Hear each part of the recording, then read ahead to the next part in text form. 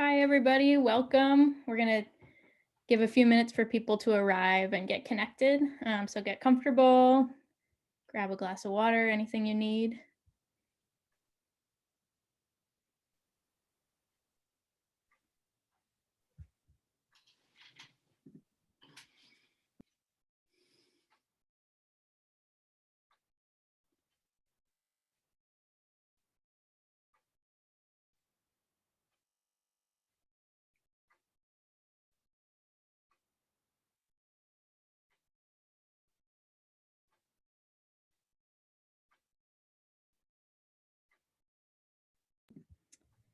All right, it looks like the trickle is slowing, the trickle in. So welcome. My name is Clare Riesman. I'm the assistant manager of the Chadwick Garden at UCSC, and welcome to Thumbing Through Seed Catalogs with Orin Martin, put on by the Center for Agroecology and Sustainable Food Systems and the Friends of the Farm and Garden.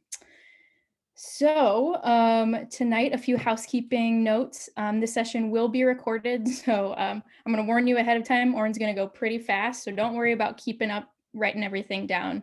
We'll try to capture variety names for you in particular, also because those variety names can often have very interesting spelling. So we'll capture that and send along links so you can find them easily later. So don't worry about that.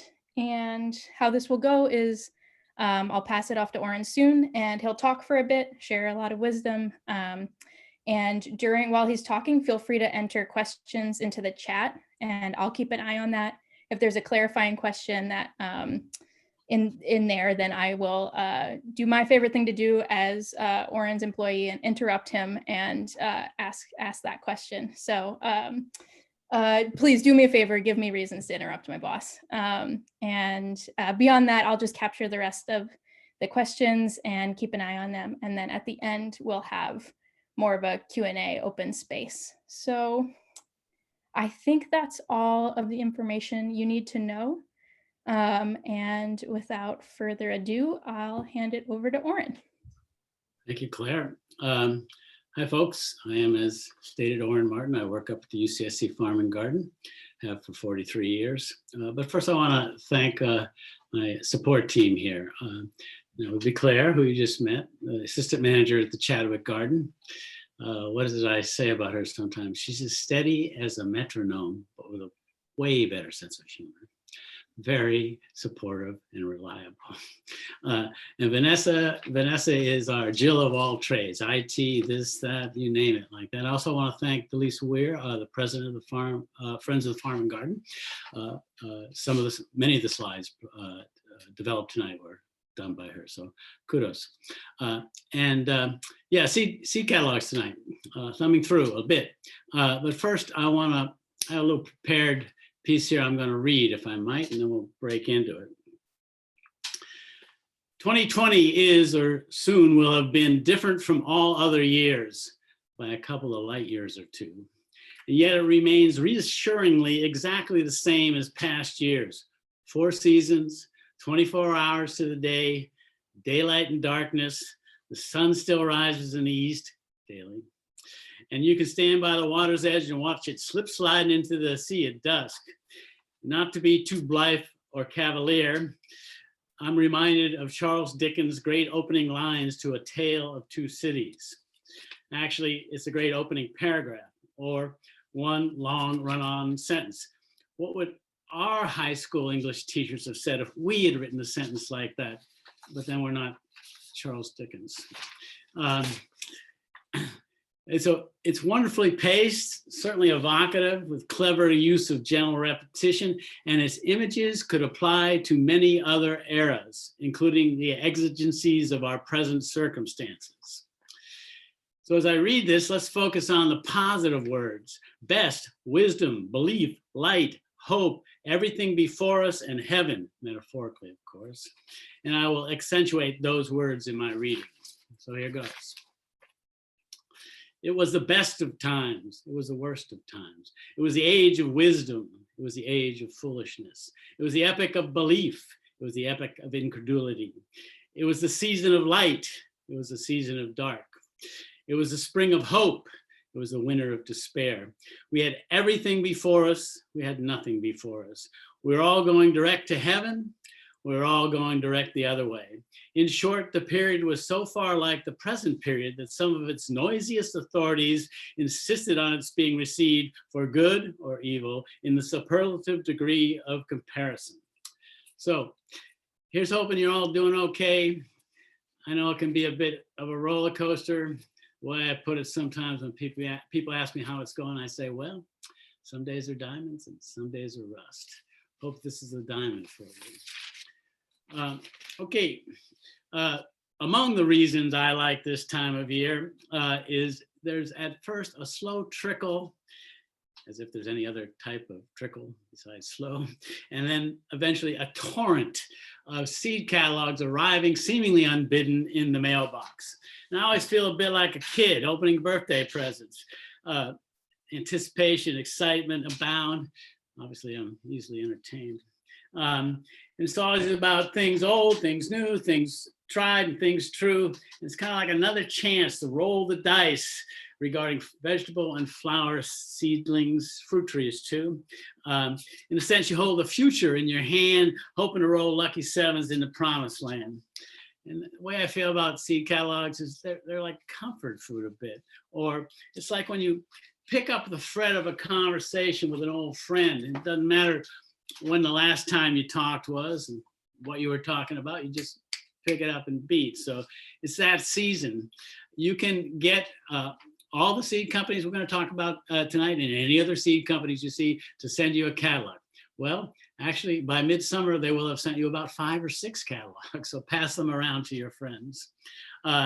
Okay, on to the topic a little bit.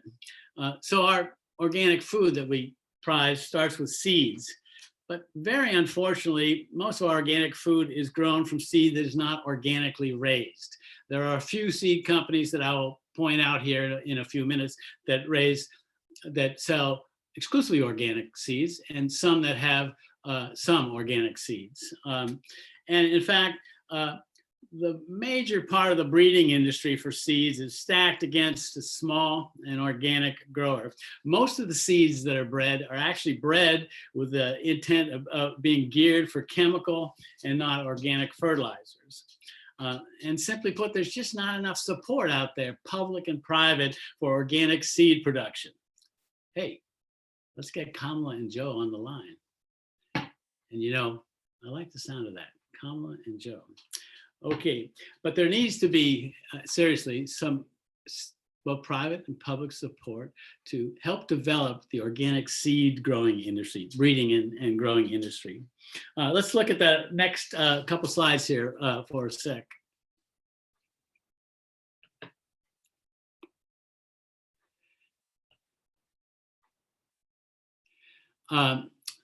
This is the body, the company that I'm going to talk a little bit about tonight.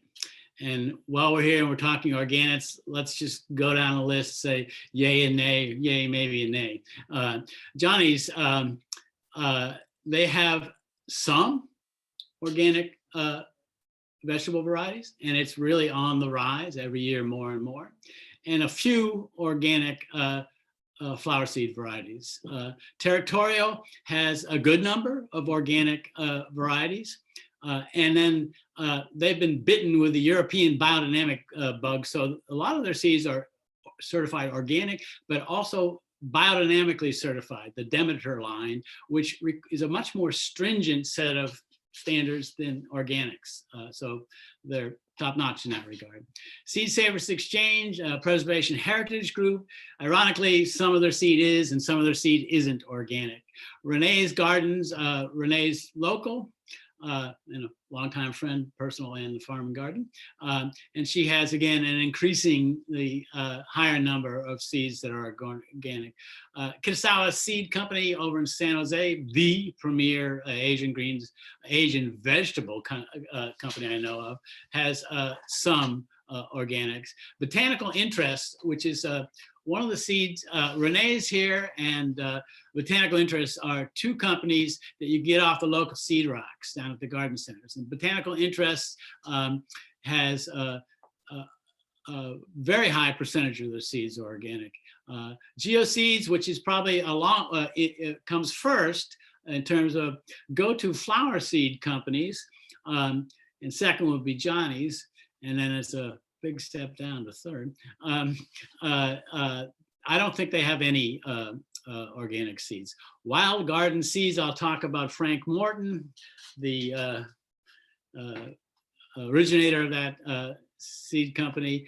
They are all organic. Native Seed Search doesn't have any organic offerings. Row 7 all is organic. So there's a little overview. Let's go to the next slide now. Okay, the first slide are reputable, established, some long established, like George Kitasawa, Asian Vegetables, 104 years, that's established. And they're generally small to what would be considered mid-sized seed companies. But this slide is just a preview of coming attractions, an amazing cohort across the nation of young and old, ethnically diverse, urban and rural, farmer gardener types who, among the things they're doing, are growing seeds and breeding seeds. You vote with your wallet. So I'm going to suggest you check out these seed companies as well as the one on the former slide, and think about giving them some business. I'm going to concentrate on True Love Seeds here, not just because of the name. It's because, let's go to the next slide. This is them. They are a collective. They have 20 or so growers, again, urban, rural. Some use horses, some use tractors, some use spades and forks. All ages, all ethnic backgrounds, all kind of amazing, including it was just pointed out to me by Claire. I guess the sunglasses made her be incognito, but Chelsea Askew grows sorghum in North Carolina, and she was an apprentice along with Claire in 2015 at the Farm and Garden. But this is their grower group, and maybe somebody will grow one, somebody will grow two different things like that. It all comes into the collective, and then they push back literally half of whatever they take in money to the growers. The other half goes to the business, the collective, like that.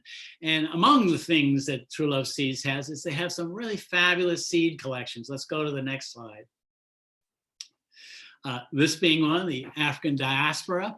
They have another one, the Italian collection, the Bulgarian collection, the Syrian collection. One is called The Taste of the Ark. So again, check these folks out. They'll do right by you, and we should support them. Okay, next. Why sow seeds? There's a few reasons here. Let's go to the next one quickly. Just check it out. Moment of silence here while you scan. Okay, let's go back to the previous one. This left-hand portion of the slide shows you the difference between 1903 and 1983 in terms of how many seed companies have or own how many varieties of how many vegetables. But this is outdated. Right now, about 70% of all vegetable seed varieties are owned by 5 big corporations. And 70% of that 70% is owned by Bayer, which now owns Monsanto. And it's just one of Bayer's holdings. So the seed biz now is extremely proprietary. The patenting of varieties is rampant. And there are some people who have issues with this, and I'm one of them. We can move on a little bit. And again, and again. Well, let's stop here. Oops, let's go back.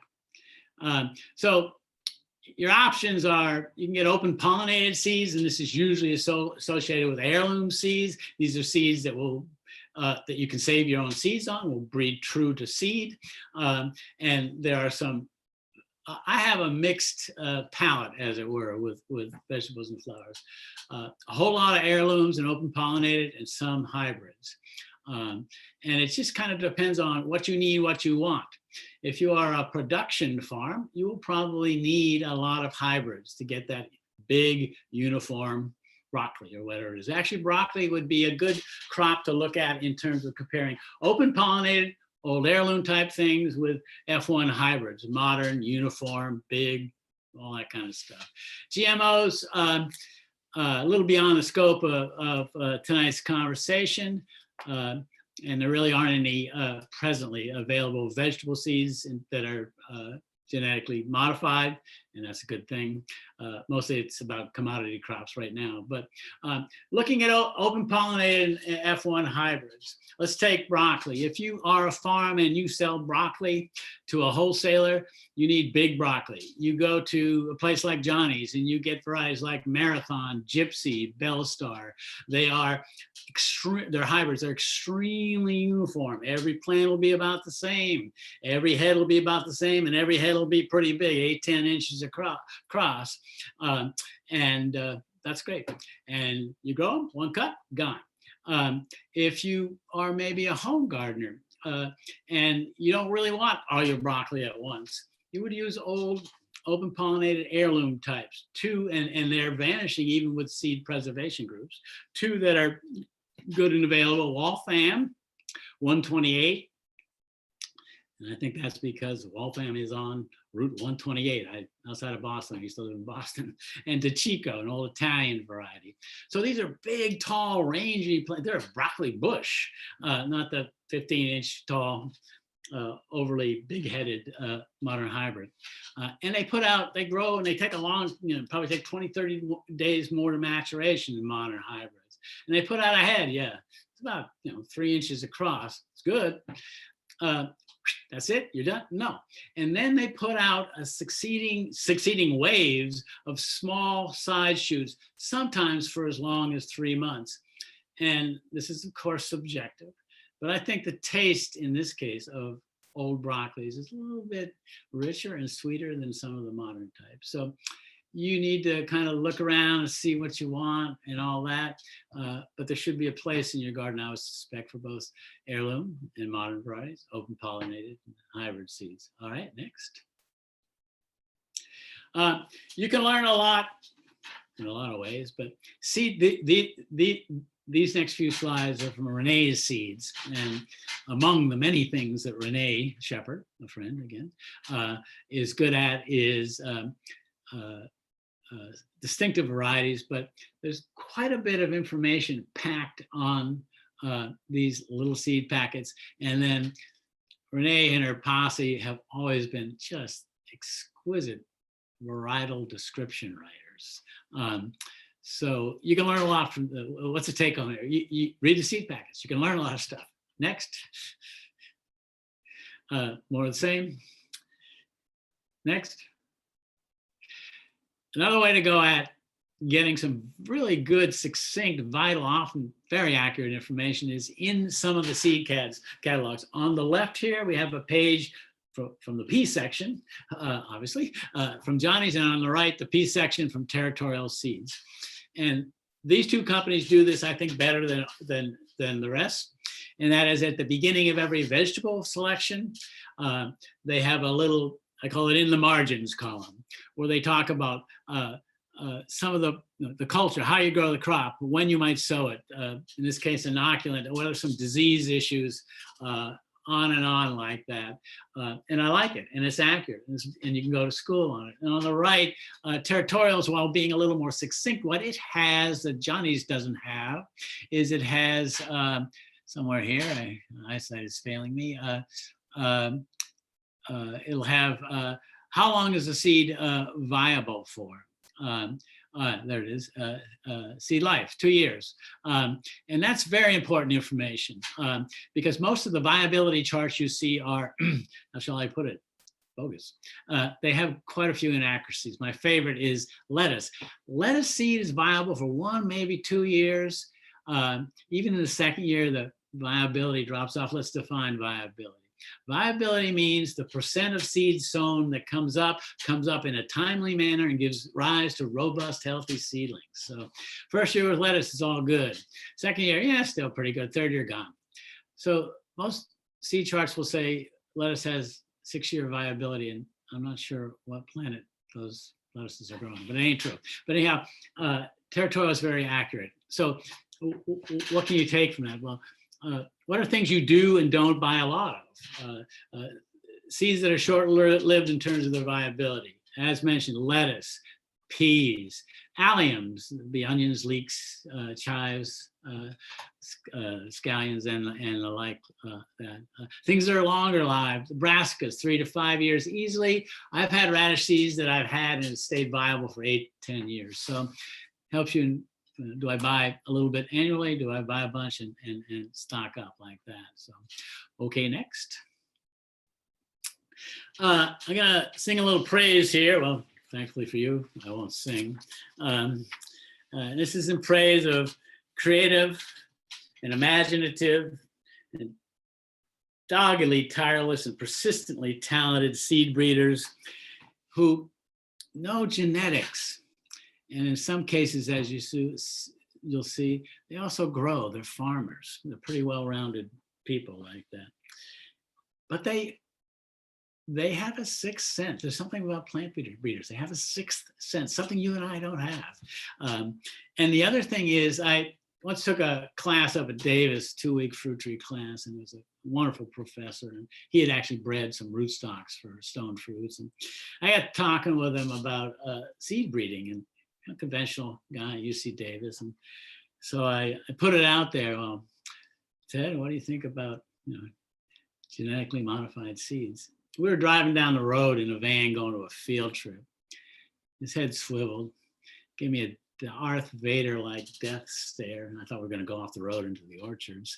And he said, "Are you kidding me, Orin?" And I thought, oh my goodness, I've unleashed the dragon. And indeed I had, but his passionate 2 or 3 minute spiel was amazing. And it boiled down to basically genetic modifying genes, that type of breeding is cheating, is his opinion. And it takes talent, skill, and you have to be doggedly, stay with it to breed in what's not called traditional or classical breeding. And then he went on a little spiel, and he said, "Orin," and he got this little kid-like gleam in his eye. "We seed breeders, we plant breeders, we're gamblers. We like the thrill of it. What if we combine this gene with that gene? What are we going to get?" And it's all about the chase and the thrill like that. So these people I'm going to talk about here are folks like that. And they've made significant contributions, sometimes in the aggregate, sometimes as this gentleman, Calvin Lamborn, on the granular level. This is the father of the sugar snap pea. In the 70s, he was working for a seed company called Galton, and he had an assignment, and he was only to do what he was assigned to do, which was to try to breed a flatter snow pea that didn't curl up and become starchy too early to extend the shelf life of it. And well, for instance, in this field behind him, those are all just peas. And he has a whole farm that's just peas. He's all about, spent his whole life just looking at peas. And in one of his trials, he came up with a pea that was different than any other pea he'd ever seen and any of us had ever seen. And it is what we now know as the sugar snap pea, the eat the whole thing pea. There are 3 types of peas: pod peas, shelling peas, and snow peas, nice kind of de rigueur with Asian cooking, and the sugar snap. The sugar snap came about as a breeding mistake, and he went to the bosses and said, "Hey, look what I got to get out of here." But he stayed with it, and he eventually released it. And it was released in 1979 and won an All-American Selection Award, and it was the buzz. And it is, I think, the most significant, distinctly different vegetable introduction in my lifetime. They're fabulous. They're highly nutritious. They got all kinds of problems. Okay, so the original climbing sugar snap pea was a 6-8 foot vine. When we first grew it at the farm, we had to use 8-foot orchard ladders to harvest it, not really practical. And the vine to fruit ratio was all vine, some fruit. And then all you had to do is whisper the word mildew and it would turn frosty white. Mildew is a huge problem with peas. And when you're looking at varieties, you want to make sure there's some wording about resistant, highly resistant to mildew. Well, the original sugar snap was not at all like that. Additionally, it was stringy, like the old string beans. You had to take the string off it because it was very high cellulose like that. But it was just the most amazing pea and all that. And so people grew it for a while, but everybody was disenchanted with it, and professional growers really didn't like it. And so they dropped it. It was around, but it just wasn't for sale. And then Calvin bred dwarf versions of it. And he, as a breeder can do, he named them after his kids, his grandkids like that. So it was Sugar Ann, Sugar Mel, Sugar Rod, Sugar this, Sugar that. And they were an improvement in the sense that they were dwarf 3, maybe 4 foot tall peas. And they had less strings, but still had strings. And they were more mildew resistant, but they didn't taste as good. 3 years ago, Johnny's Seeds and the son and family of Calvin Lamborn, he passed on, I think, in 2016, 2017, got together, resurrected the old tall sugar snap pea and started reselecting it. Now, this means they grow out thousands and thousands of seedlings in each generation, pick a handful that look redeeming with positive qualities thereafter, go on to the next generation, maybe do that for 5, 6, 7, 8 generations, and then do some more. Well, they did that and they were persistent, as seed breeders need to be. And they brought it back. And Johnny's is now offering it the last couple years. And it's every bit as good taste-wise as the original. It's still as tall as it was unwieldy, but it's much less stringy and much more disease resistant. And they bred a couple other bush types. One is yellow and one is purple. And they taste okay, but I just can't look at them. Those colors just look sickly in a pea. So Calvin Lamborn, shout out to him. We owe him a debt of gratitude. Next slide. Yeah. Well, there's a happy guy. This is Frank Morton. This guy is off the hook in a good way. He runs a farm called Shoulder to Shoulder Farm. He runs a seed company called Wild Garden Seeds. He was in the 80s, he was an upscale salad lettuce grower, selling to all high-end restaurants and this and that. And then he had no background in genetics. He just got into, well, what if we could make a better lettuce? And he became infatuated with red speckled lettuces. And he went and talked to some seed breeders and geneticists, and they said, no, don't go there. Nobody touches red speckled lettuces. He goes, but they're so beautiful and darker foliage is more nutritious, so it'd be more nutritious than a green lettuce. And no, you don't go there because it looks like it's got a virus. It looks sickly. But he went there, and he has a line of red speckled lettuces, and he's also taken the famous Little Gem lettuce. Oh, just so happens I have one here with me, which when you cut it longitudinally, looks like this. And what it is a natural cross between a butter lettuce, and on the inside, the heart is silky and buttery, and a romaine lettuce, got all that requisite crunch and juice like that. So he took the original Little Gem and he's bred a whole slew of variations on a theme like that.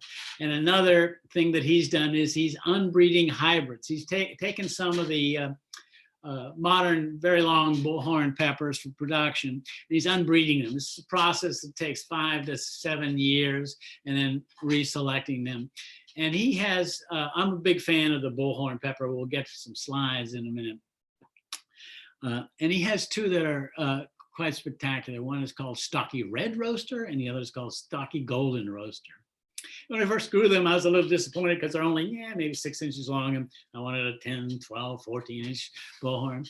But they are so thick-walled, thick and meaty, that they indeed roast up real well. So Stocky Red Roaster, Stocky Golden Roaster from Frank Morton, we owe him a debt of gratitude. And he's allied with a couple other farms and seed groups, some of which were on that second slide. So looks like he's having a good time. This is what aging boomers do. All right, next slide. Oh, that guy. the guy in the middle, Michael Mazurak, he's a professor at Cornell, a plant breeder. And then he and a fellow on the right, Dan Barber, a high-end chef, Blue Hill Farm, Stone Barn Farms back east. And the guy on the left, who actually does all the work and grows the seed, Dan Goldfarb, they formed a company called Row 7 Seeds. And it came about from a conversation between Barber and Missouri. They were at a conference. And Barbara was complaining about vegetables and the lack of taste some of them had, particularly winter squash, particularly butternut squash. Beautiful, nice texture, lacking in taste. And Ms. Ork said, what? Breeding for taste. And it's not generally something that, frontline, big time professional plant breeders do.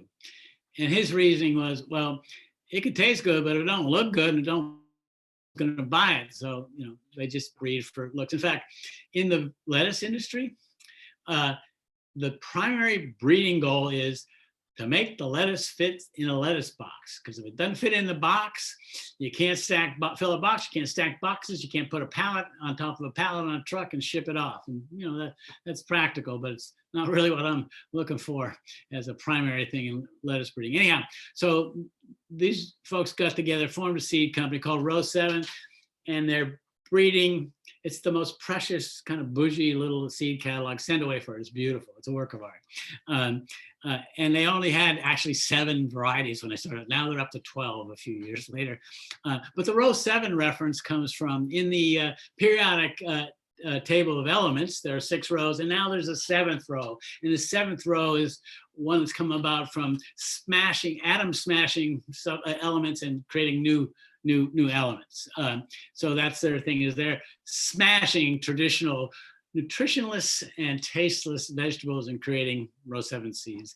Mazurik's the guy who bred the prior to that best butternut baby nut or baby honey nut, about like that. And then with Row 7, he's bred squash 989, really creative name. It's the trial marker in the row that it was in. And it is just this little fits in the palm of your hand thing that's the sweetest and the richest you've ever had. And they've got a few other varieties, but innovative seed breeder. And I'm sure we're going to be hearing a lot more from Michael in the coming years. Just a young chap. Okay, next. We were going to have a slide about Rob Johnston, and they ghosted us. Rob Johnston and his partner in life and breeding partner, by that I mean plant breeding partner, Janneke Eckert, and they work for Johnny's. Rob owns Johnny's. Actually, he's just successfully completed the transfer of the ownership of the business to the employees. Johnny's is now an employee-owned company. Talk about motivation. And he stepped away to go big time on a small plot of land, just plant breeding. But they are remarkable. Janneke and Rob Johnson, Janneke Eckert, they have bred a whole slew of peppers, some of which we'll see in slides here, and a new great acorn squash that is pretty and tasty called Starry Night. It's all speckled like that. And one of Johnny's Seeds specialties is they now have a whole staff of plant breeders, and they're offering more and more of their own bred seeds. So, okay, we can just look at these beautiful padron peppers for a little bit. But let's talk maybe a little more about seed companies and what they're trying to sell you. Seeds, sure, but also you prize seed companies whose varieties perform like they say they do in the descriptions, and seed companies who are strong on information and service. I actually still make almost all my purchases on the telephone. I like to talk to real people. I get a sense of the company. For instance, Johnny's, they're in Maine, so I can talk weather and geography. I'm from Boston, and I can talk Red Sox Nation. I'm a Red Sox fan. So, but there's something I found, or Seed Savers Exchange in Eastern Iowa. How far east? They're almost in Minnesota. You just talk to folks and you get a sense of the business, people, what's going on in that area, and all that. But what I find with the good seed companies, and Johnny's is certainly one, Seed Savers is one, and Territorial is one, and there are others, is that they offer you information, and they have almost everything that's in the catalog is in stock, very little. The worst thing you want to hear on the line is, gee, we're back ordered on that, say peppers, and it's Feb. We'll have them in August. Isn't going to do you much good this year. Or very often they'll say, hey, try this as a substitute. So that kind of being in touch on the phone, it's kind of informative. It can help you out. And you hope they have superior seeds. And when you look at seeds, you can do this sometimes. You maybe buy 2 packages of carrots, the same variety. Open them up, look at the seeds. When you're evaluating seeds, the bigger the seed, the plumper it is, the bigger the stored reserves in the embryo, the quicker it's going to germinate, and the more vigorous the seedling in the next generation is. So you prize yourself on people who raise seed well and have fat embryos. Yeah, we want fat embryos and big seeds.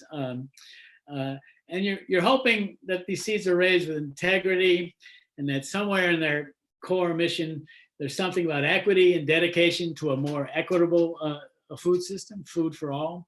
And maybe they do something that gives back a bit. Renee Shepherd would be a very good example. Renee Seeds gives away countless pallets of free boxes of seeds to community gardens, school gardens, educational gardens, prison gardens, you name it, nonprofits in general. So hopefully your seed company's gonna want to sell you more in a song and a dance, yeah. And they've got good seed, good information, good service. Johnny's, for instance, is great. They ship the same day if you order before 2 o'clock, like that. So let's look at, let's go back to the first slide here and talk about a few seed companies.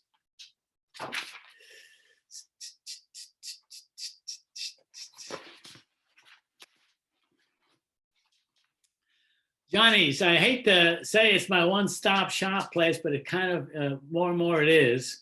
They offer vegetables, somewhere in the vicinity of 250 varieties, flowers, and as I said, next to geoseeds, they're probably the best vendor for selling flowers, annuals and perennials, and they have herbs like nobody's business.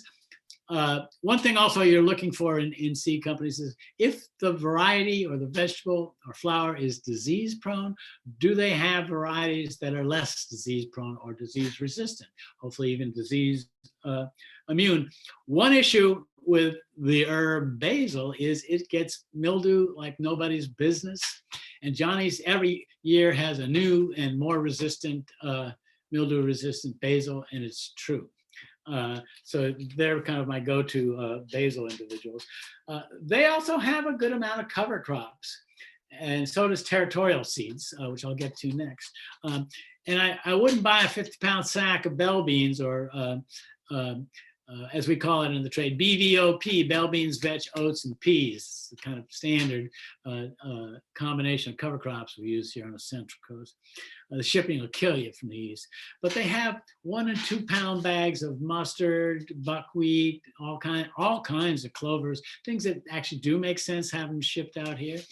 So you can get a pretty good assortment of diverse cover crops from them, as well as the herbs, flowers, and vegetables. And as I said, increasingly, Johnny's has more and more organic varieties, particularly with vegetables, and it's coming along a little bit with the flowers. One complaint, maybe the only complaint I have, is 5-6 years ago, they had quite a collection of perennial flowers, and now they have mostly annual flowers. But I go to Geo Seeds, as I said, for most of my flowers, anyhow. And they're not, there are some seed companies, one I'm going to mention, and it's perfectly good, and I buy seeds from Seeds and Such. They're just a middleman, a middle person. They buy seeds from people to produce them, they repackage them in their packets, and they sell them to you. But Johnny's, as I said, not only breeds a lot, increasingly more of their own varieties, but they have extensive, like 40, 50 acres of trial grounds. They have a very rigorous trial program. So just vetting all the vegetables before they put them in their catalog. Another person who does this real well, but on a small scale out in Felton, is Renee Shepherd. She has a pretty extensive trial garden like that. Looks at it in a good way, with a critical eye like that.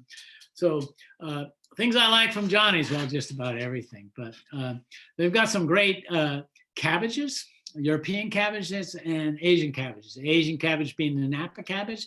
They have really big ones and a really cute little size manageable one, 1-2 pounds, called Minuet.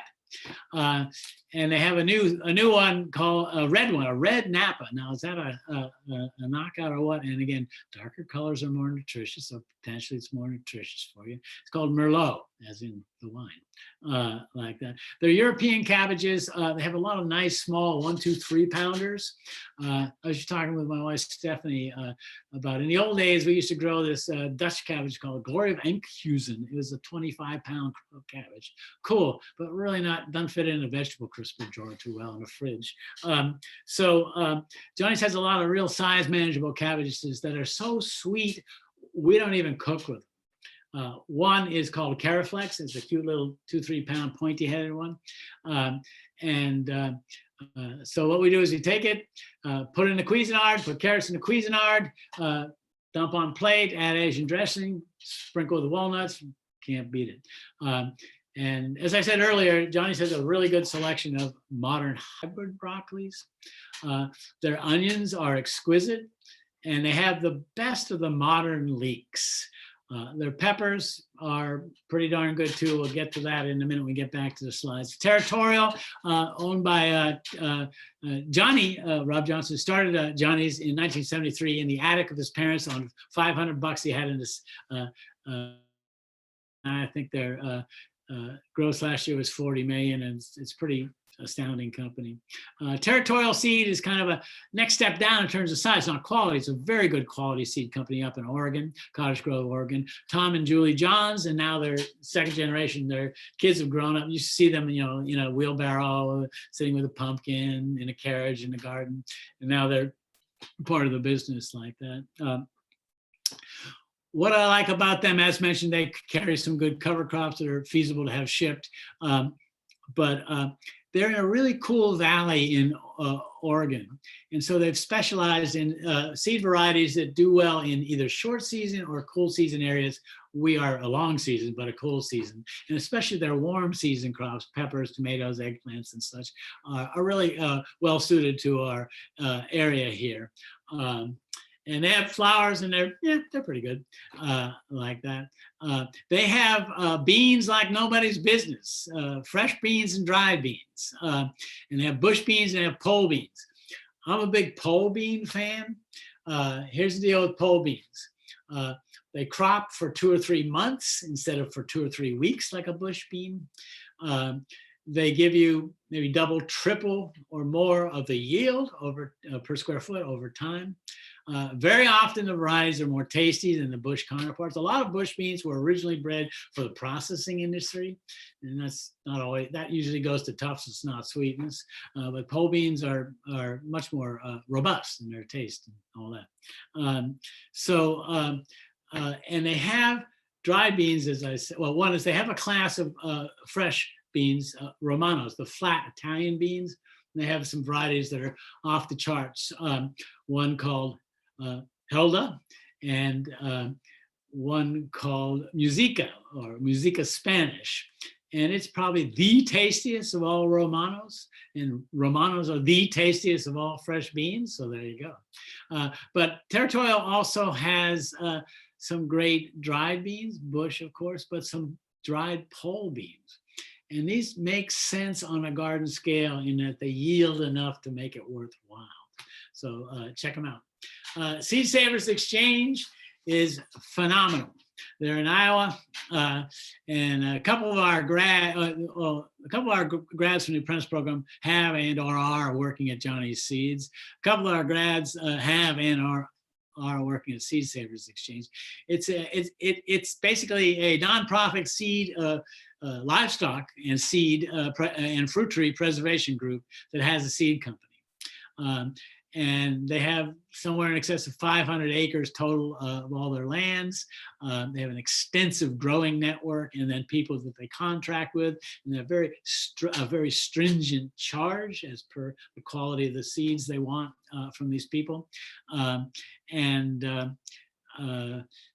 They are exclusively heirlooms, but they're not exclusively organic seeds. Maybe 30–40% of their seeds are organic. If you want leeks, we'll talk about leeks a little more, but they're your go-to crew for leeks. They also sell really excellent garlic and potatoes, and particularly their heirloom potato collection is excellent. Oh, one tip I meant to mention when I started: order now. Already people are saying that they're 4 to 5 weeks behind. Good. One of the upsides of the pandemic, gardening is in. So the demand is high, and unfortunately, the supply is low this year. A lot of growers had trouble with getting labor to grow the darn crops, and a lot of processors and a lot of seed houses don't have the labor to pack and ship like that. So get on it. Seed savers, one, I would suggest joining their nonprofit group, so you support their work. But their beans are excellent. They have the old heirloom broccolis, potatoes and garlic, good too. And their winter squash collection is amazing. We'll get to some slides of them later. Renee's garden, I talked a little bit about Renee. Renee is a gourmand. She goes around the world literally, and pays herself for doing that. How about that? She is just online and in the seed racks around town in the garden centers, but she has always prized herself on, legitimately so, on having really distinctive performing and high tasting varieties. She's also really geared to the home gardener, so in particular container gardening type things. So she has a lot of small things. She's got this cute little 1 pound cabbage I think it's called pointy-headed cabbage. It's pointy-headed cabbage. And another one called Pixie, and a really small Napa called Little Jade. And a lot of her lettuces are run on the small frame size. They're perfectly good. They're just small. Like that. But I think where Renee really stands out is her flowers, annuals and perennials, an array of flowers and high quality varieties. And she, like me, her favorite flower is sweet peach, so she has 20-something varieties. We'll get to them in the slides. Kitasawa Seed Company, started by the Kitasawa brothers 304 years ago in San Jose, still going strong, still in the family. And they are A to Z on Asian vegetables, Asian greens. Ironic, actually, Johnny's has probably a greater array of Asian greens than Kitasawa, but Kitasawa has Asian vegetables across the board. I really like their Asian eggplants. They're the long, slender types, and I like them largely because those type of eggplants, as opposed to the big bulbous Italian types, ripen better in our cool coastal climate here. Kitasawa also carries a brassica as a throwback. It's actually from Portugal, but it's more associated with Asia. And it's called variously Kailon, Kailon, or Gailon, Gailon. It's also called Lance broccoli. It's a very, maybe a 2-inch thick broccoli stem. It just grows a few leaves of broccoli stem with a little flower at the top. It's somewhat different than broccolini you may now know, or mini broccolis you know in the market. It's more about the stem, and it's succulent and really wholesome. Chopped dice, throw it in a skillet with some sesame oil, a little oyster sauce, all kind of good. Botanical interests, as I said, this is a growing company, and a large percentage of their material is now organic. They, for a while, were the only company that stocked the original Little Gem lettuce. Now, Little Gem is both a variety and then an umbrella for a class of lettuces.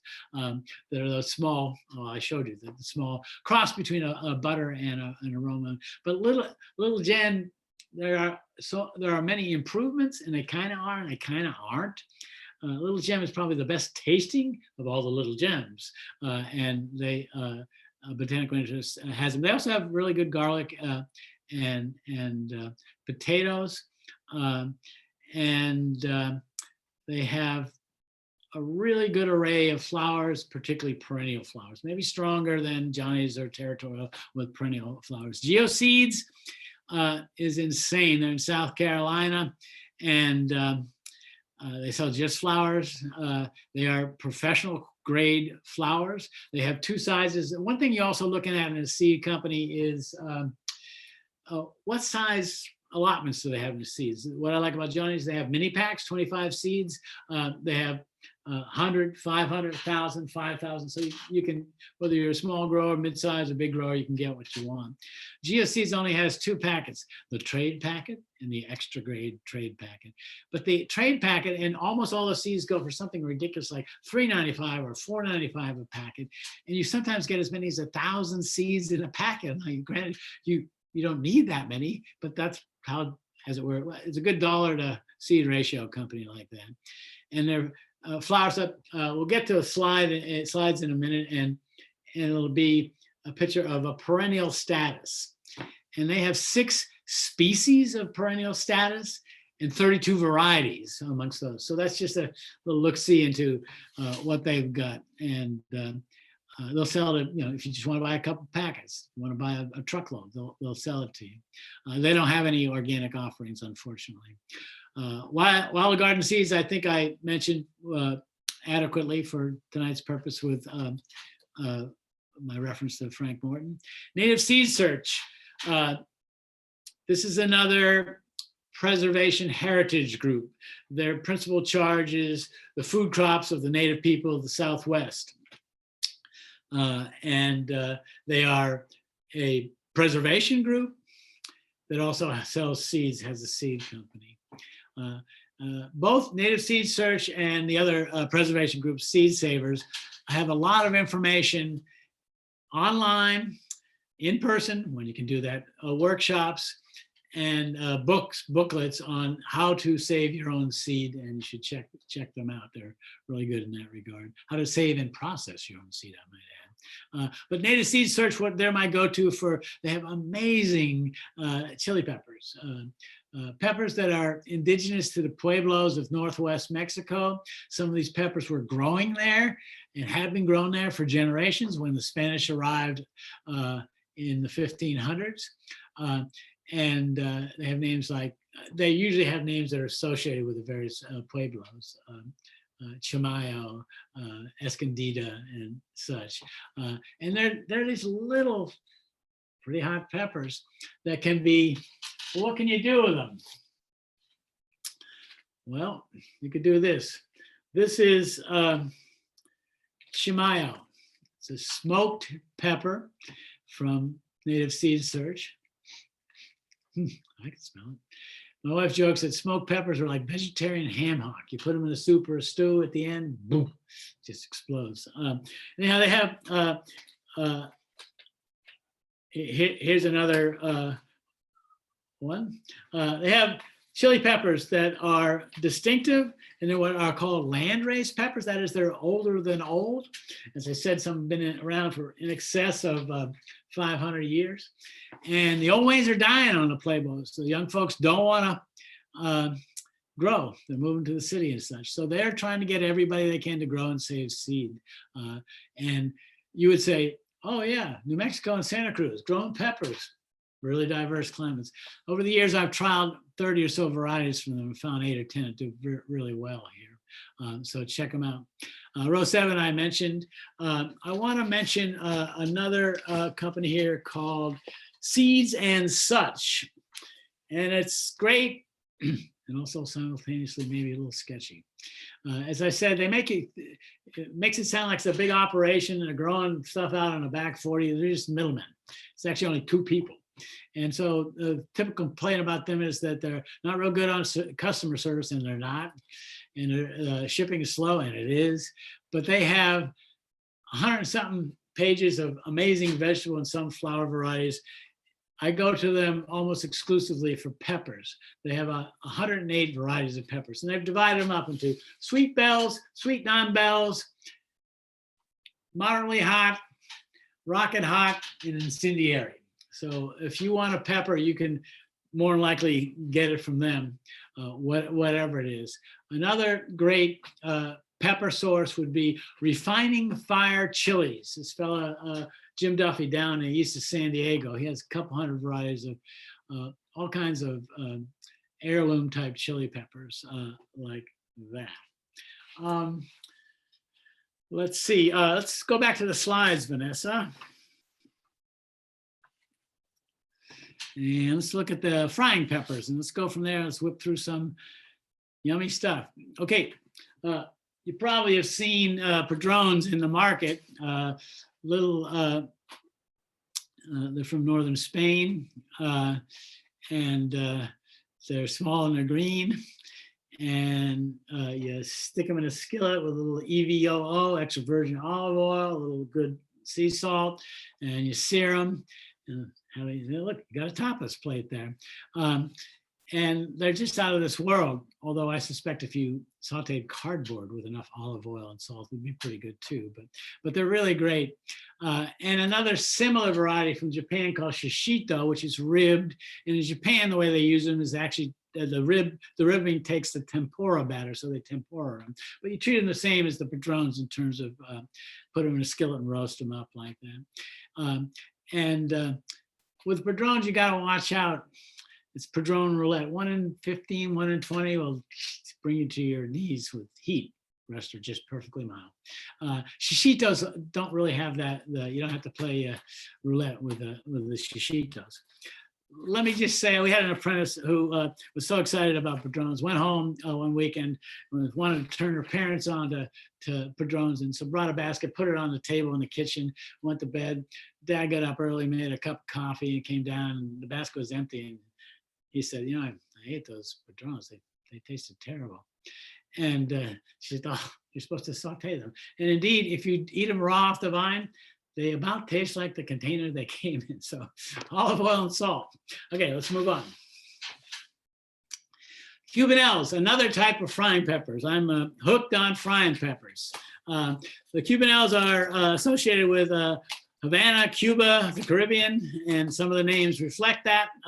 There's Aruba, Nassau, Cubanelle itself. Again, this is a variety Cubanelle that named the class. Here are some, they are generally either long and tapered or long, as you see here, the original Cubanelle, blunt-nosed. And again, they're okay off the vine, not great, not super sweet, kind of crunchy. Put them in a skillet and they're divine. I had a second and assistant manager a few years ago, a wonderful young man, Evan Domsick. He's farming up north now and about to go to grad school in plant breeding. I kept telling him we were growing cubanelles, and he wouldn't bite. And then one day he came back into the chalet porch and he had a glaze in his eyes. I tasted it. I cooked some up. They're amazing. So these have a lot of volume, a lot of food stuff, and they're okay off the vine, but they become ridiculously rich and sweet in the skillet. So Nassau is the latest and the greatest from Johnny's. Long Talk Sally is from Burpee Seed. Burpee Seed is also a very good seed company, particularly home gardener varieties. Next slide. The king of the class is what I refer to as the esteemed Jimmy Nardello. It's a long, twisty thing. I was at the farmer's market a couple of years ago, and Happy Boy Farms had a big basket of them. There were a bunch of folks standing around, kind of like, because they look like a chili pepper. And I said, what's up, folks? I said, they look great, but I don't know, hot. And I said, no. And so I took the liberty of handing each customer one and told them to eat it. And then I went and told the purveyor, you ought to put a sign up, they're sweet. So again, it's okay off the vine, put it in a skillet, and it's the most sublime thing you've ever had. It's got a rich history, as often the case with a lot of heirlooms. Giuseppe and Angelina Nardello came over from southern Italy in the 1840s, settled in Connecticut somewhere. They brought this variety with them. They had a bunch of kids. One was named Jimmy. Jimmy, good, dutiful son, became a real good gardener, and he kept the seed. And when he was in his 80s, at the end of his life, in the 1980s. He gave some of the seeds, the Seed Savers Exchange, and is now in the industry. I can't recommend him highly enough. On the right here, we have two mini bells, Glow and Aura. And the next slide will have, I think, Cupid and Eros. And these are, maybe the next slide. Yeah, there you go. Glow and Aura, Cupid and Eros. These are also bred, as I said, by Rob Johnson and his partner Yannicka Eckert from Johnny's, and they're mini bells. And one thing you want to think about with bell peppers, sometimes on the coast here, it can be hard to get them to ripen and color and sweeten. So if you can find a small substitute, you're going to have better luck. And wasn't able to get a slide of it, but you may have seen what are called lunchbox peppers in the markets. And these have been around for about 30 years. And every time a new line comes out, I'm going to rush down. I rush down to try it, and it tastes like the box that came in. But Johnny's and Rob Johnston and Yannicka Eckert have nailed it with their new lunch boxes. And what do you do with them? Well, put them on a skewer. Really good. The smaller the pepper, the more you get per plant. With the padrones, with the lunchbox, you're going to get 75, maybe 100 plants over the course of 2 or 3 months. So, got a sustained harvest. Okay, let's look at something else here. To me, the creme de la creme of sweet peppers are the bullhorn types, bullhorn or Corno di Toro in Italian. And again, the variety, the old, it's native to the hills outside of Naples, apparently. Corno di Toro, named the class, the Corno di Toro types. Again, Johnny's, Rob Johnson, Yannicka Eckert have bred a smaller one, Cornito. And I'm kind of, I don't know, tastes about the same, smaller, takes about the same amount of time to mature. But again, if you have trouble ripening a bigger pepper, these are a good bet for you. Okay, next. Cupid and Eros, cute little bells. On the right, I'm always on a quest for yet a bigger bullhorn pepper. This is kind of one of the biggest. It can be 12, 14 inches long, insanely sweet, insanely tall, insanely late to come on. We plant them in May and they come on in September, but they last on the coast here sometimes well into December and January. This is Big Daddy from Burpee, and certainly is impressive and impressive tasting as well. What I like to do with Corno di Toros is, of course, eat them when I'm in the garden. Saute them are great. Put them in salads, they're good. But I think their best and highest use for these bullhorn types is to roast them and skin them and consume them, and they freeze well. And then you can bring them out in February, and you can get all the warmth of the sunshine of August by making you can actually make a creamless cream of roasted bullhorn pepper soup. You can put cream in if you want, but if you use one of those little motorboat immersion blenders, you can make a faux cream of that's just about as good as if it had cream in it. So, okay, let's see what's next. Carmen and Escamillo are two top-notch production bullhorns that, again, Johnny's folks have bred. And they named Carmen, I guess there must be opera buffs. Carmen is named after the French opera diva Carmen. And Escamillo is her bullfighting boyfriend. Spoiler alert, as is often the case in opera, did not end well for Carmen. But these are just top-notch, highly productive, come on earlier, really disease-resistant bullhorns. A little bit shorter, maybe 7, 8 inches long than the real big ones. But then you'll come out one day in September, early October, boom, they quit just like that. Whereas some of the older types go on for another couple of months. Speaking of older types of bullhorns, Juvina Chuska is a Bulgarian one from Seed Savers Exchange, and it's very good. Excuse me while I grab a glass of water, and we go to the next slide. Okay, hot peppers, a little bit, and then we can maybe wrap it up shortly and give you folks a chance, ask some questions. About 75% of the heat, or the capsaicin, which is the alkaloid that gives you heat in a pepper, is environmental. what was the climate it was grown in. Only 25% is genetic.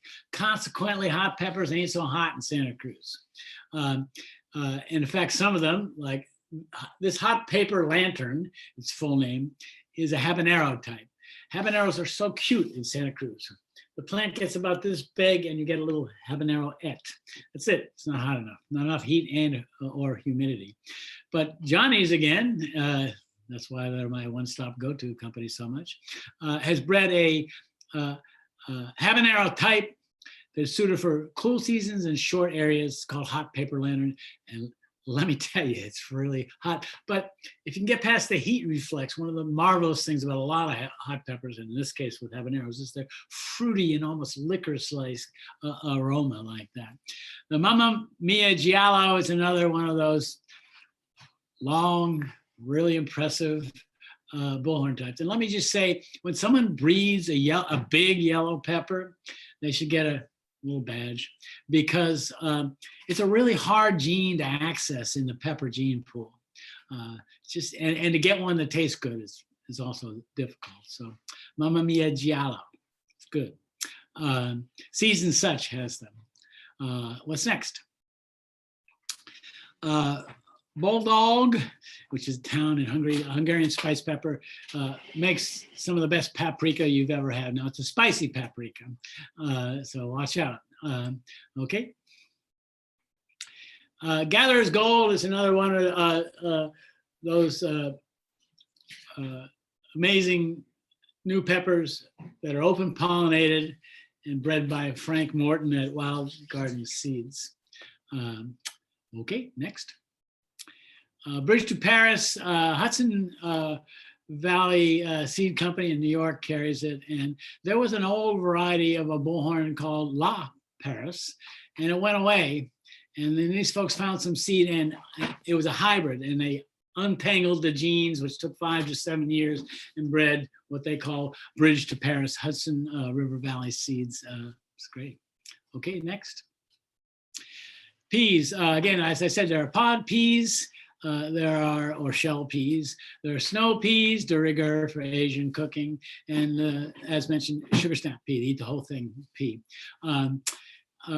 I've grown just about every type of pod pea you can, and I only recommend one bush pod pea, and that's Maxi Gold here.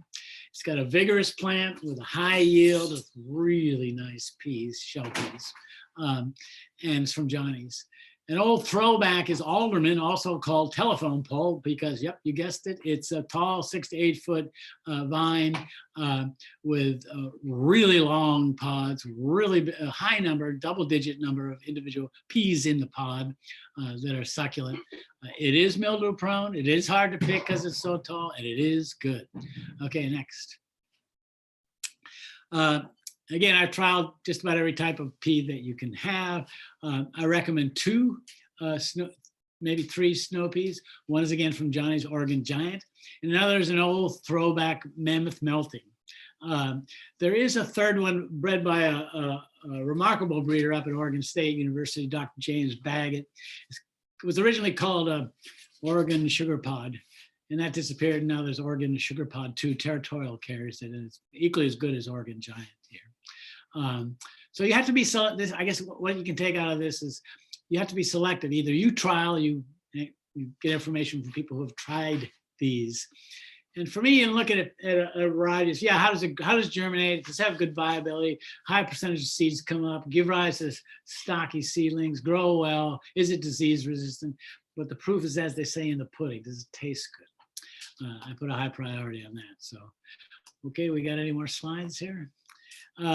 This is, as I mentioned, the original Sugar Snap, which has been brought back, Calvin Lamborn's original from '79, collaboration of his son and Johnny Seeds, and they bred, they're calling the line Calvin's peas in honor to him, the Sugar Snap and the yellow and the purple one, which tastes good but looks sickly to me, so I'm not growing them. We got any more? Oh, leeks. Leeks. You should grow leeks. Not many people do. They are distinct. Grow leeks, grow potatoes, make leek and potato soup. You'll be happy. So there are two lines of leeks, 2 schools of leeks, old school, new school. There are summer leeks and winter leeks. Most old school heirloom leeks are called winter leeks, and that is they are cold hardy. And leeks and kale are the two most hardy of all vegetables. Particularly this giant musselburg. The megaton at the top is an example of the latest and greatest new hybrid leek. It's bigger, it's quicker maturing, which doesn't say a lot for leeks. They're like 90, 100, 120 days from transplanting. And it's uniform and impressive. It's everything that a hybrid is, and they're good and really pricey too. The two bottom ones, Bleu de Soleil, pardon my French. It is actually a distinctively blue leaf that gets people's attention and is all kinds of yum. And the one on the right, giant musselburg. This giant musselburg it's like a baseball bat. It's a winter leek. It'll be 3-4 inches around, 2 feet plus tall. Well, it's like a baseball bat in its dimensions, but certainly not in its taste. It is rich, succulent, amazing. And it is one tough customer. And by that, I don't mean in taste and texture. I mean in terms of taking a beating, taking the weather. What's that line from The Sounds of Silence? I turn my shoulders to the cold and dark. It can take the cold. And I was just listening the other day, you ought to check out Pentatonics, a cappella group on YouTube. They do a stirring version of Sounds of Silence, and it lives Silence by Paul Simon, and it lives up to the adage. Hey, if you can't cover a song as good or better than the original, don't do it, they do it. Okay, we could probably stop now. And if you have questions, I could try to answer them. There's a few more. Let's go to questions. There's a few more slides on flowers, but I think we'll just see if there's any questions. If not, we'll go back to flowers. Okay, we've got a few. Let's see. There was a question about keeping seeds and storing seeds after you purchase them. Yeah. Let me just say I've asked our farm garden assistant manager, Kelly, if she would give a what she entitles a seed saving, seed sovereignty talk to y'all, and she said she would, so she can tell you about raising seeds and having the power of controlling what you grow. But as far as if you are saving seeds, I suggest you start simple things that are self-pollinated. Peas and beans are easy like that. Lettuce is pretty easy. But if you've made it through the ordeal and you saved your seed, or even if you have seeds that you bought in, you basically want to store them where it's cool and dark with a moderate relative humidity. It helps to prolong their seed life. You could put them in the seeds themselves, or seed packets, in a mason jar with perforations in the hole and that in the top, and that might help. But just in a small box, dark, cool, moderate humidity. There was another question about different climates, if all these seeds would be appropriate to grow in different climates. Yeah. Santa Cruz is renowned for the diversity of microclimates it has. And that's sweet in one sense, but it can be a little frustrating from a grower's point of view. Down along the coast, the coastal strand below 400-foot elevation, your concern is, do you have enough heat? How much fog do you get? The answer is quite a bit.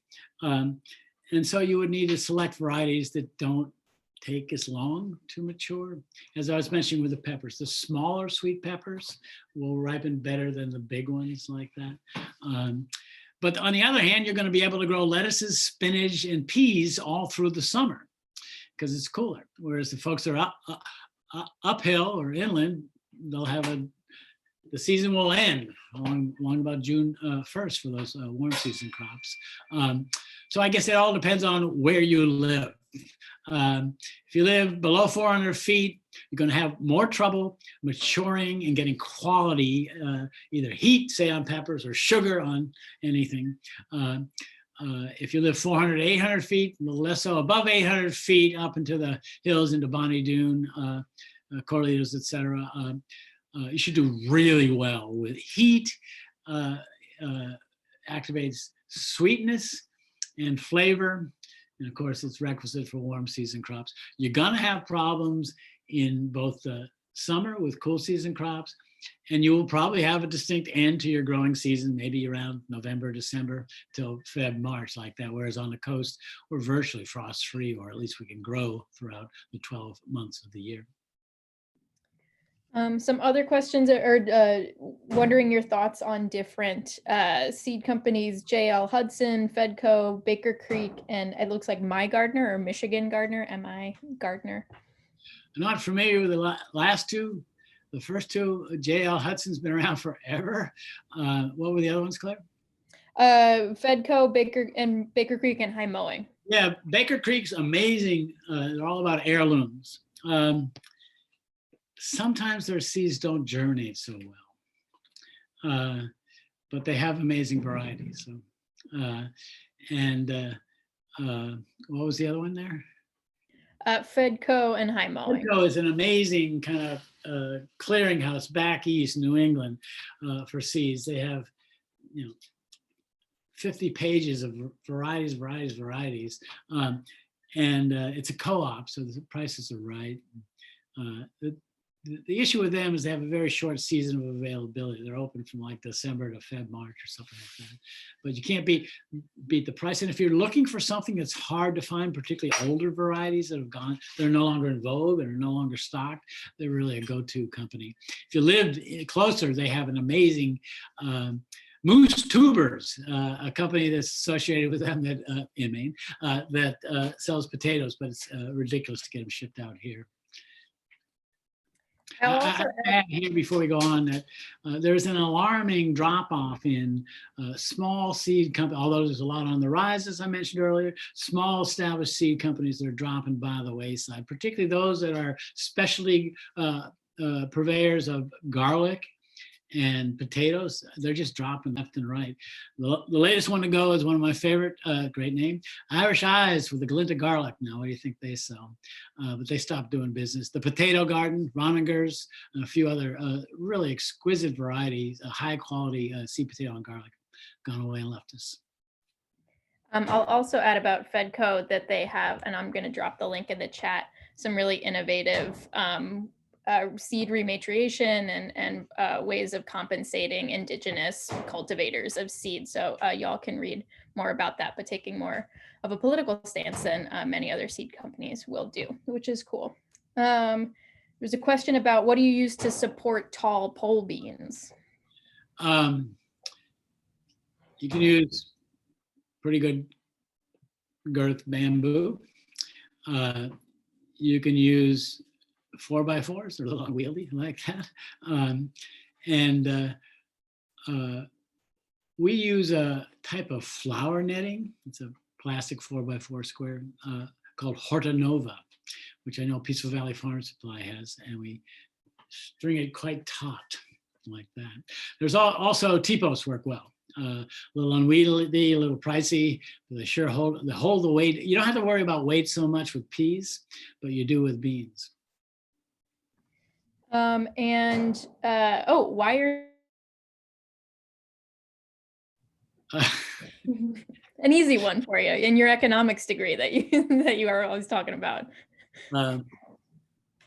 Some of it's about it's generational. Folks are getting older. And like Rob Johnson's getting old. He sold it to his employees. Territorial seeds, John and Julie Tom's passing off to their kids like that. That whole cohort of new and upcoming collectors I talked about earlier, they've got multiple, they're intergenerational. So some of it's that, some of it's labor, and some of it is what happens. Basically, these folks are the mom and pop grocery store in the shadow of Walmart. That's my economic analysis. And so, somewhat related, is it better to get seeds from companies most local to your area? I'm going to say it doesn't matter in one sense, in that the seeds that you get from Johnny's in Maine do perfectly fine here. The seeds that you get from Seeds of Change in New Mexico do perfectly fine here. So that's not an issue. If you can support more local and regional businesses, well, that's a good thing. But as far as the performance of the seeds, it's not dependent on where the seed company is located. And one of the trends, and it's good and bad, with seed companies, big seed companies, is they're trying, it's like the publishing industry. They want something that everybody can grow, everybody will buy, like that. Whereas these small regional companies are less hung up on high profit margins. Maybe that's why they're not around anymore. They're too kind-hearted. But they have diversity, they have more offerings. Ellen McCarthy says, I tried a bunch of landraised peppers from different pueblos and Joey Parker, and have you grown with success? Wow, I'm shocked. Joey Parker, let's talk about Joey Parker a little bit. It's probably the quintessential New Mex or Rieno type peppers. You know, the kinds you get in cans and they kind of look like that. How do they get 3 of these in a can? So they're distinctive class of peppers. You use red or green, variously, depending on what tastes you like that. I found it to be one of the more exquisite. I guess I would ask back where you live. Ellen, if you want to throw into the chat where you live, that might be helpful.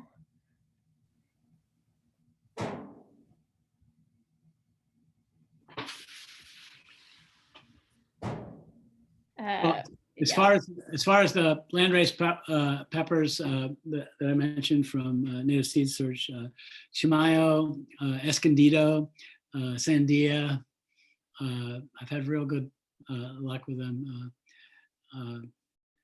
So they're not going to be as hot as they are in New Mexico. And one of the things about these little landraised peppers, they're the original gene pool or breeding stock for the big, impressive New Mex types that they have now. So it's just kind of like honoring that genetic heritage, as it were, growing some of them. Like I said, they're facing extinction. They're not being grown much in the pueblos anymore. The other thing is they're a little maddening. Everyone's a slightly different size and shape, and some are rocket hot and some are moderate and some are not. So that just comes with the territory. So I guess what I say is what's your environment? As I said, a lot of the taste in chili, a lot of the heat in chili peppers is about the environment. 75% of the heat is environmental, 25% is genetic. And the other big factor would be what's your soil like? Even though they're chilies, they need a really good, rich soil and a regular water regime. So best I can do from here. Ellen is based at the Trescany Community Garden, which sounds like in Santa Cruz. Oh boy, you have a rich, dark soil. That's for sure. Sometimes you have drainage problems in the winter, but boy, that's a rich soil. But it's not the warmest environment. Gee, I don't know. I'd give them a shot. Again, especially Joey Parker. It does really well around here. What's your favorite garlic for taste? Don't ask me that. Like, don't ask me my favorite apple. Purple Glazer, probably. A Chinese one called Zan, Tzan. These are hard to get, even harder to grow. Those are two of my favorite. I've probably grown over 200, what do I call it, a humble brag, over 200 varieties of garlic. So, but those are 2 good ones.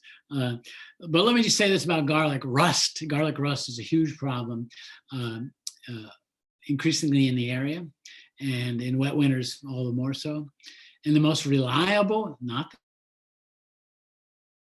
but the most reliable garlic for our area is very simply California late. And there was a follow-up question about foggy climate. So would California late also be the best? Yeah. Foggy? Okay. I'm not trying to discourage you from growing garlic at all. It's just that some years you're going to get rust. And the question is, I guess it's kind of jokingly the holiday plant. Plant it around Thanksgiving, give it some supplemental nitrogen fertilizer around Valentine's Day and St. Patrick's Day, cut off the water around Memorial Day, harvest around the 4th of July. But your goal is to have good soil and maybe even do a little, in addition to compost, a little nitrogen fertilizer.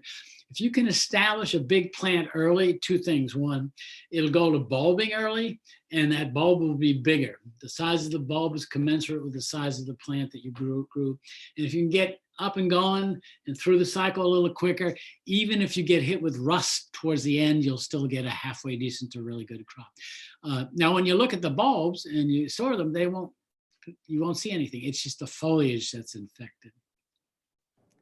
Sometimes if you get garlic rust early, the whole plant collapses and you get no crop. Any recommendations? I'm not trying to discourage you from growing garlic at all. Any recommendations on the care of a Filipino pepper tree? Never heard of. Can I come over and get a cutting or some seeds? So you may or may not know, but all peppers are perennials, and they're all native to the Amazon basin and vicinity. And they're all perennials there. They're either large shrubs or small trees there. And just in our northern climate, they're annuals. So I don't know, but it sounds fascinating. And if there's time to talk about flower varieties, love to know your favorite perennial salvias for cut flowers. Oh, that's easy. None. I love salvias. They just don't last that long. Let's go to Claire. Vanessa, can we go to the flower slides and we'll just zip through those?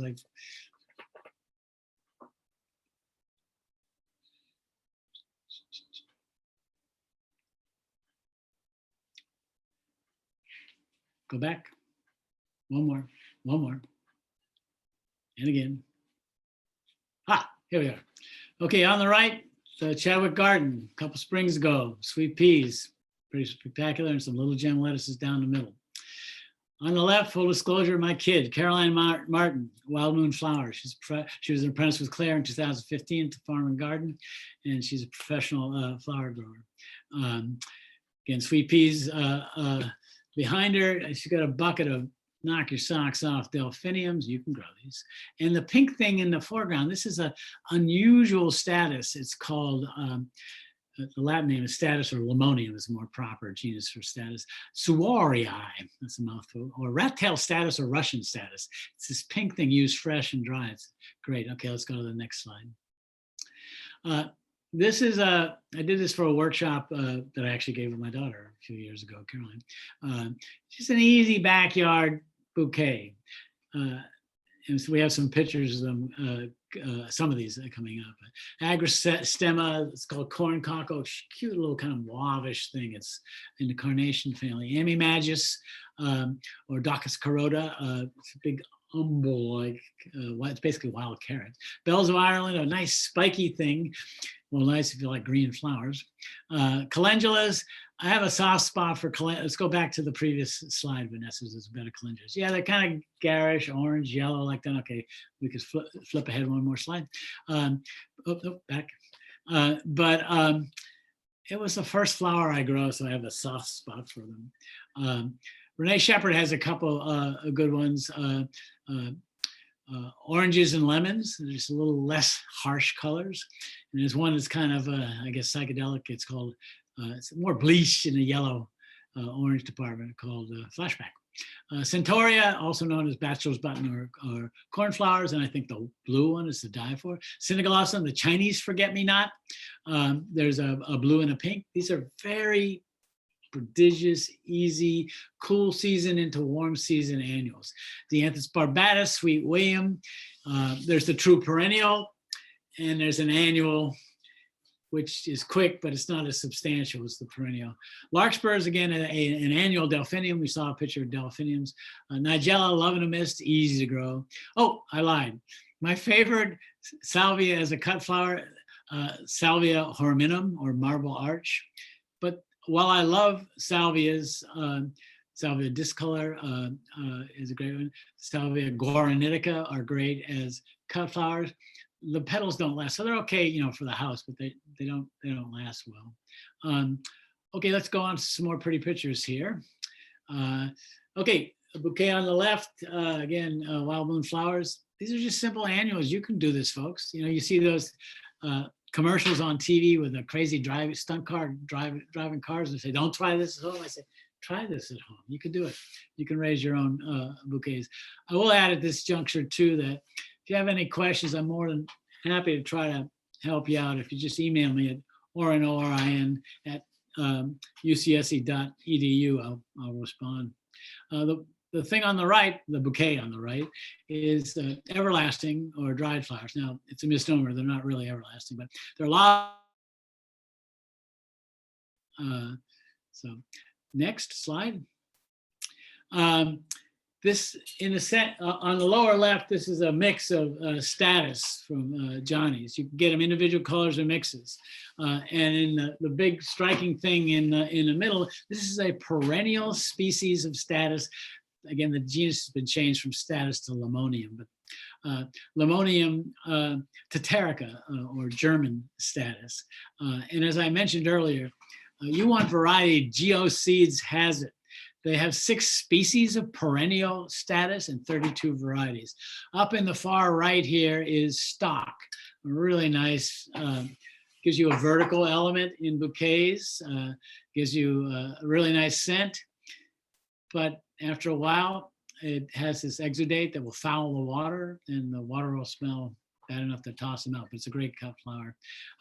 Bottom right, an annual scabiosa, Scabiosa atropurpurea. This is a dark, almost black one called Black Knight. When you're buying annual scabiosas, buy individual colors. There's a white, there's a red, there's this darker one here, purple, black one here. And generally that's true across the board. So in the left here, you have snapdragons. This is an open-faced variety of snapdragon called Chantilly. And this is the variety bronze, which is really salmon colored. But if you buy individual colors, you tend to get a higher quality plant. A lot of seed people don't pay much attention to their mixes. They do with single colors. Here's the evolution of a flower grower. This was me, sort of. Gardening, cool. Vegetables, wow. Flowers, amazing. Wow. Oh, individual single colors of flowers and then perennial flowers. So it's kind of a journey like that. Next comes fruit trees. Okay, sweet peas, as I said, not just Renee Shepard's favorites. At the end, we'll see some of her offerings. She has 20-something varieties, but my favorite. This is one that I actually don't like. The flower growers like it, called Nimbus. And this one on the right is called Charisse, and I hate Charisse sweet peas. Okay, let's go to the next ones here. These are some really nice offerings from a woman named I forget, her brand name is Floret. She's a cut flower industries, amazing. And she has distinctive varieties of everything. And these are some of her sweet peas.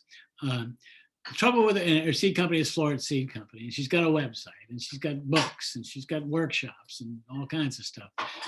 The trouble with her seeds is nothing in the seeds themselves. That a packet with one of these amazing varieties of sweet peas will have 8 or 10 seeds and cost you $6.95. They're pretty pricey. And she's got a really narrow window. She's so in demand. She's got a really narrow window of availability. But Floret Seeds, check them out. Okay, here are some of among the amazing things I mentioned about Renee's seeds. One is the artwork on the seed packets. I did mention the very accurate and kind of flowery in a good way, varietal descriptions, but she has 20-something varieties of sweet peas, and here are some. Okay, that's all I got. And I'll jump in and say, usually we offer these workshops for a fee, and we're offering them for free today. And so if you have some extra resources to spare, we'd like to direct them the way to the Amamutsun Land Trust to honor the Indigenous stewards of the land that UCSC is on. And I've dropped the link in the chat boxes as well, and we'll send that along with the follow-up email. So you'll get a follow-up email with a recording of this talk. It'll be closed captioned, and we'll also send along any other links that and notes that came up during the talk that aren't included in the link list you got before. But yes, Orin loves to answer emails. So please, Orin, ORIN @ucsc.edu. The more emails you send him, the later he comes into work and the later I can come into work. So again, prevailing upon you to help me out here. So thank you so much. What I tell you about Claire, she's as reliable as a metronome with a far greater sense of humor. I actually have a closing. In my never-ending effort to make you think I'm actually literate, which I'm not, I start off with Charles Dickens, so I'm going to end with Albert Camus, author, philosopher, essayist. And he wrote, among other things, The Plague, La Peste in French. And this is just from an essay, an interesting comment on citizenry. His insistence on placing individual moral responsibilities at the heart of all public choices cuts sharply across the comfortable habits of our own age. The definition of heroism, ordinary people doing extraordinary things out of simple decency, rings truer than we might once have thought or acknowledged. And then from his philosophical side of the brain, a philosopher's perspective. In the depths of winter, I finally learned that within me lay an invincible summer, from his lyrical and critical essays, 1968. And I hope it's true for you. We're having another one of these affairs January 6th on getting started with fruit trees. We're hoping to have a recorded video, how to select and plant fruit trees. And a week later, we're going to have one on pruning fruit trees. So check it out and come and join us. And I look forward to the day when I can see you in person up at the Farm and Garden, but that's going to be for ways down the road. Take care. Thanks, everybody. Have a great night.